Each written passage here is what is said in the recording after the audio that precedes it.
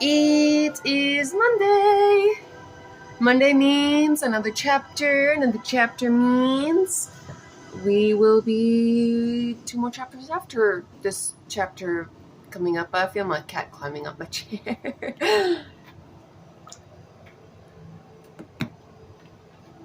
Yeah, she likes to climb up my chair.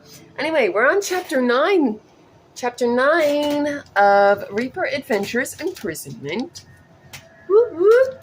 And don't bring your kids, because it's really not kid-friendly. It's not like there's sex scenes or curse words or anything like that. There's just a lot of kind of bloodshed, I guess you could say. Because in this book there is one or more scenes of torture, mentions of torture, slaughter of angels by another angel. You met the 3 new characters. I believe the last chapter was when you met the 3 new characters. And the eventual escape from Eden's prison. So, don't bring your kids. And if that bothers you, don't continue. Or continue at your own risk. It's your choice.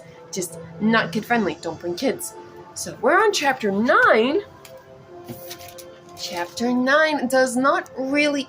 Wow. Sorry for the wobbliness. I just got done doing a couple loads of laundry. Anyway, we're in chapter 9. Chapter 9 doesn't really have any bloodshed scenes or mentions of torture kind of thing. It's just a chapter, I suppose. I don't know how to describe it, so I'm just going to read it so you can decide on your own. Yeah. So we will continue. Chapter 9. The Archangel Michael, the Archangel Uriel, and the Archangel Gabriel were silent after the Archangel Raphael told them, in a voice that was only slightly affected by the wards of Eden's prison's 7th floor, of the cell reserved for him. I don't know who we're listening to, but it's pretty awesome. I'd look it up, but I really don't feel like it right now. So, anyway, just throwing that out there. And now we're continuing. The Archangel Gabriel felt his brother's gazes land on him. I had no idea of this, the Archangel Gabriel told them. They knew he was speaking the truth. The Archangel Gabriel only spoke the truth. No matter how cryptically or roundabout the messages were, at times they were never lies. How goes the progress with our brother, the Archangel Azrael, first Reaper and Angel of Death, Gatekeeper of the Spirit Realm? And once again, that is a very long title / name. So, the Archangel Raphael inquired, hating the slight unsteadiness in his voice. Slow, the Archangel Michael replied, showing his frustration by running a hand through his hair. That's an interesting ad. He is not willing to visit, is he? The Archangel Raphael observed. Not yet. The Archangel Michael sighed with an apologetic shrug. The Archangel Raphael was silent again, as were his brothers. None of them could think of anything to free the Nephilim. None of them had wanted to free the demon either. The Archangel Gabriel was the only one who had convinced the Archangel Michael and the Archangel Uriel to let the Archangel Raphael explain. After the Archangel Raphael explained his reason for the suggestion he had presented, they reluctantly agreed that it was for the best, only because the Nephilim would need protection when freed. When freed? The Archangel Raphael asked. The Archangel Michael glanced at his brother and nodded with confirmation.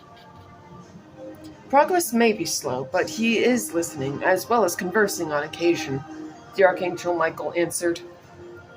He knew the words had affected his brother, so he did not mind that the realization of the word when rather than if was as delayed as it had been. Why is he unwilling to visit them? The Archangel Raphael questioned, looking at the Archangel Michael.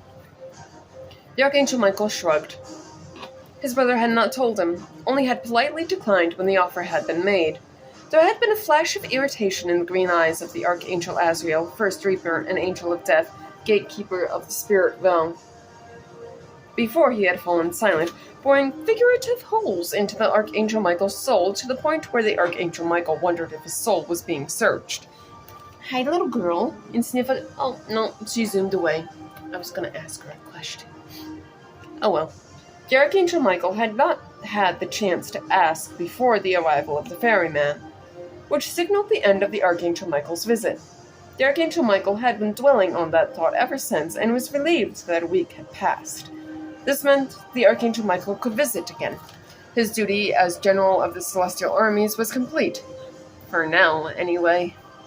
The Archangel Michael told his brothers the fact that their brother was expecting a visit, politely dismissed himself, and asked the Archangel Gabriel to not only inform him of any surprise tasks that may unexpectedly arise, but to inform him of the events of Eden. The Archangel Gabriel understood that this was his brother's way of asking to at least attempt to keep their brother, the Archangel Raphael, out of the growing danger he was in. Soda. I don't think this one has caffeine, but either way. It's orange soda, not something I normally drink. Moving on. Of course, the Archangel Gabriel agreed with a smile. The Archangel Michael returned the smile, and then the Archangel Uriel opened an untraceable door to the spirit realm as the Archangel Raphael handed him the required coins. The Archangel Michael thanked all of his brothers, stepped through the door just before it vanished, and appeared in the spirit realm. I don't know what that's what that sounded like, but I'm glad we clarified and enunciated the words the second time around. I don't know. Moving on. The ferryman was waiting, and the Archangel Michael handed him 1 coin. 1 coin for a trip to the gates of the spirit realm, and 1 coin for the trip back to the banks of the river Styx. The reapers, who came and went on regular intervals, were now used to seeing the Archangel Michael every week. None of them had asked him why he was in the spirit realm. There was a reaper here that the Archangel Michael had not seen yet in the company of Mescanet. If you don't remember who Mescanet is, you might want to catch up by re-listening to book 1 and a little bit after. Yeah, moving on.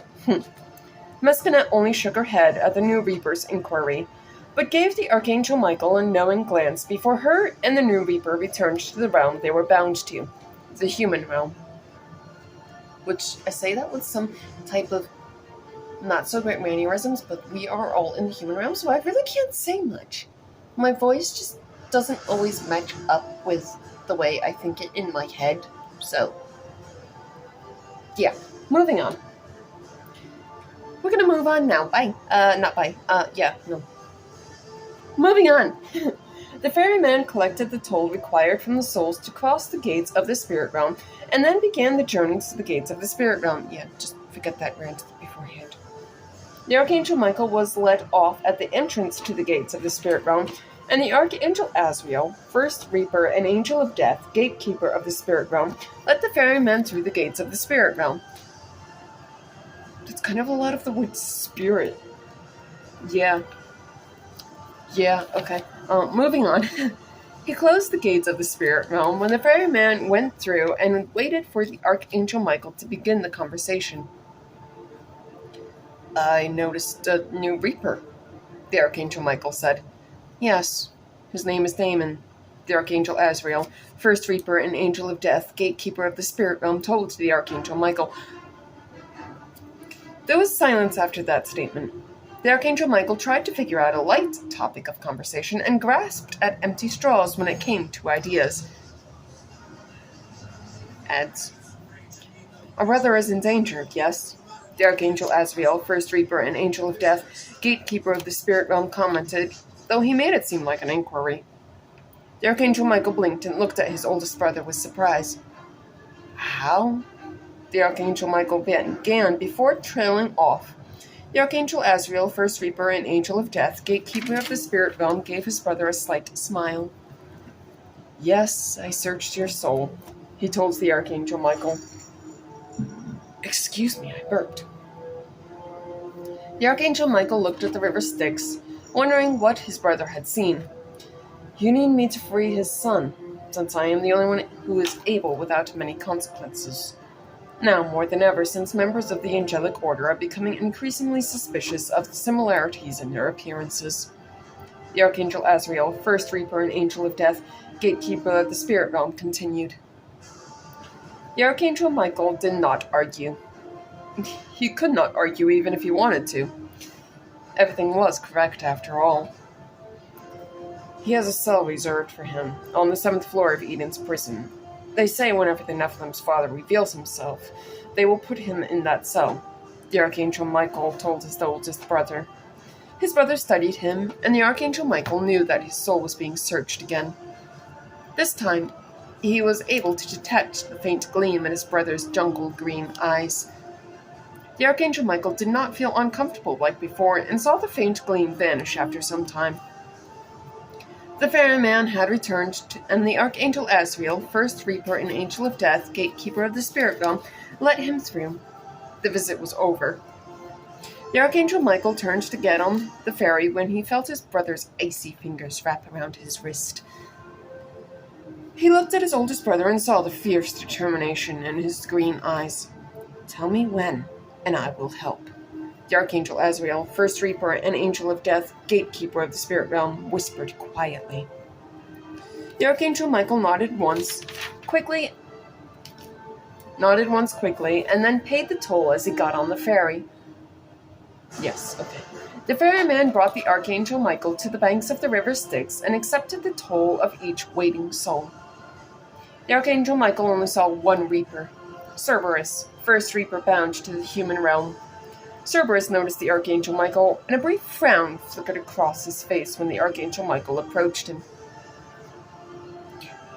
He doesn't particularly, well, it'll be explained, but right now I need soda. Because soda. Only explanation required. Approached him. Okay. Yes, moving on. "I understand that you are unhappy with me," the Archangel Michael said when he reached Cerberus. "Unhappy is an understatement," Cerberus corrected. The Archangel Michael processed that and wondered if Cerberus would be willing to help him back to Eden. "I thank you for allowing me to be aware of your displeasure towards me," the Archangel Michael commented, catching Cerberus off guard. "You're welcome," Cerberus said, though even he wasn't sure why he was asking instead of saying "you're welcome." The Archangel Michael noticed as well, but thankfully remained silent on that matter. "I was hoping for your assistance back to Eden. There are matters there that I need to see to," the Archangel Michael told Cerberus. Cerberus stared at the Archangel Michael with a frown. "I don't frown too easily, but you get the general idea. He's not happy, so he's kind of frowning." After a while, where the Archangel Michael was sure he would have to find another Reaper to ask, Cerberus spoke. "Fine," Cerberus sighed with resignation. "I can bring you back to Eden," Cerberus said as the scythe appeared. "It's not totally out of the way after all," Cerberus explained, due to the Archangel Michael's confused expression. "My thanks," the Archangel Michael said, falling silent as Cerberus mumbled something that sounded like him talking makes me tempted to leave him. 'Cause that would so be Cerberus. Cerberus swung his scythe through the air, opening a portal to Eden that would close when the Archangel Michael went through it. The Archangel Michael walked through it, glanced behind him, and breathed a mental sigh of relief when the portal was gone, closed just as the Archangel Michael stepped into Eden. The Archangel Gabriel informed the Archangel Michael that there were no pressing matters concerning the Archangel Raphael.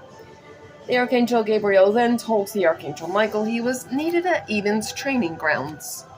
His expression told the Archangel Michael something had not gone well. "What happened?" the Archangel Michael inquired as they both headed to Eden's training grounds. "They convinced Princess Ariel of the Angelic Order to allow them to practice on the demon. They failed to mention that the demon would have no chance, as he is chained like a training dummy. She has requested that you end it, since they are not seeming to listen to her since she gave permission in the first place." The Archangel Gabriel responded as Princess Ariel of the Angelic Order appeared before them. She told the Archangel Michael the same story, and the Archangel Michael assured her that he would retrieve her demonic prisoner before entering Eden's training grounds. Why do they always have such long titles? I mean, soda. I'm going to get treated with your return. What's the baby ready? Moving on. By now, they had changed the demon to a training dummy. Yes, because if you're not fighting against a angelic being who would be your training or sparring partner, you would have to train on a training dummy, I would assume. So I just said training dummy. It makes more sense. So we're moving on now. They have the demon chained to the training dummy, and moving on. The Archangel Michael felt a strong wave of anger as he entered Eden's training grounds. The individuals, yes, because there's more than one, who had been lingering behind the enthusiastic crowd stepped away from the Archangel Michael, refusing to meet his eyes, which were glowing with unrepressed power. Who did this? Whoever did this failed to mention to Princess Ariel of the angelic order of this intent, ignored her when she ordered this to stop, and have now chained one of her prisoners to a training dummy in the hopes of what? The Archangel Michael asked in a quiet, demanding voice. The demon did not move, and the Archangel Michael wondered if the demon was even conscious. Were you hoping to gain experience? The Archangel Michael pressed as he looked at the members of the celestial armies. No one made a move to indicate any type of response. Cowards, the lot of you, choosing to chain a demon to a training dummy, knowing they are weakened to begin with. Any demon that you encounter outside of Eden will not be as weak as he is. You will lose if you assume that.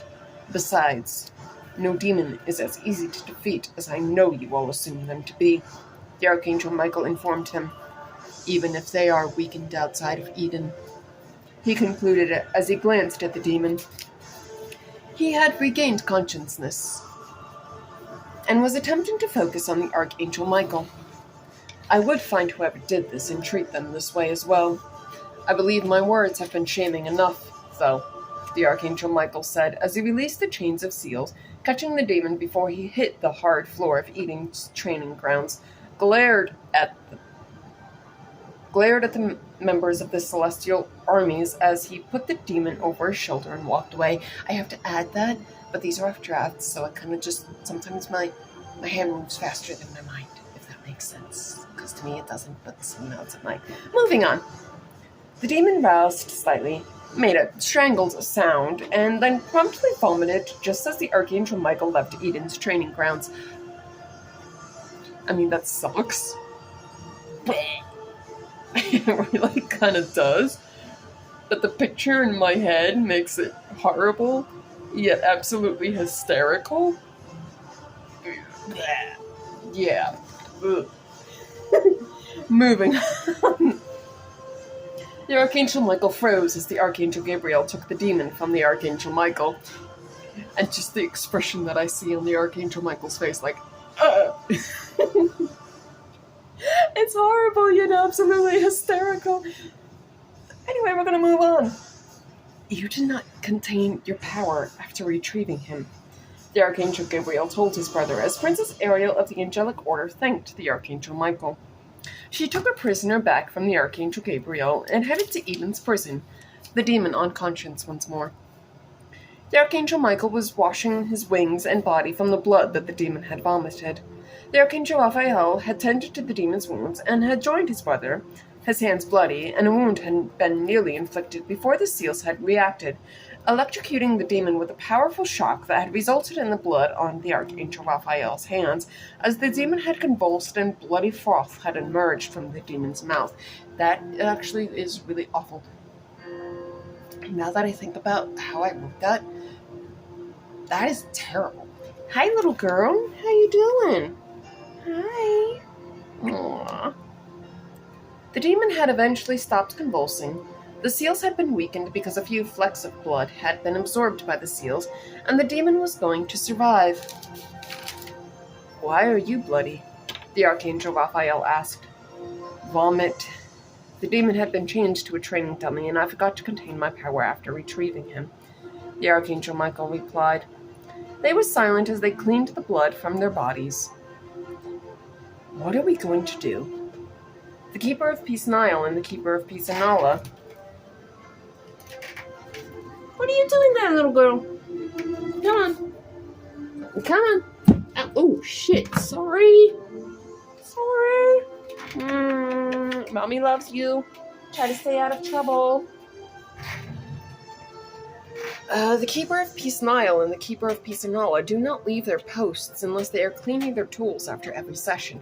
Oh, wait, yeah, that does have a mention of torture. I forgot about that. The Archangel Raphael asked.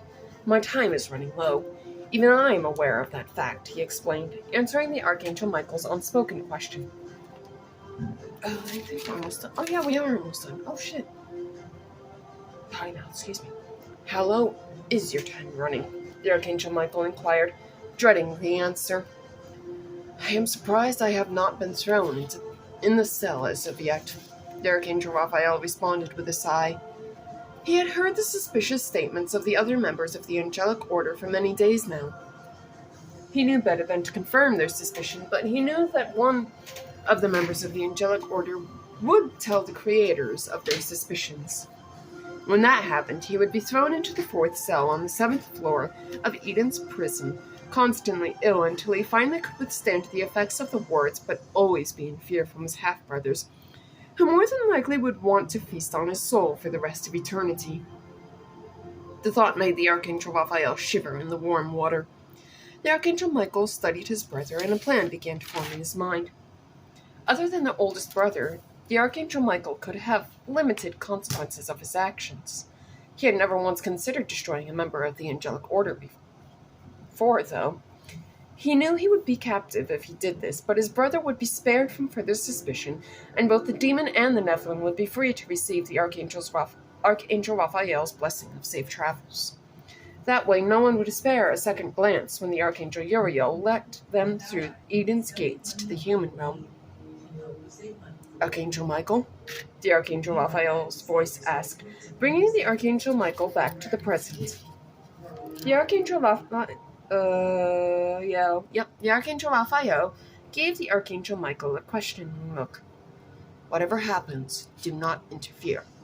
Give the demon and the Nephilim, along with whoever else, your blessing for safe travels. Do not reveal yourself in any way," the Archangel Michael ordered as he got out of the bath and wrapped a towel around his waist.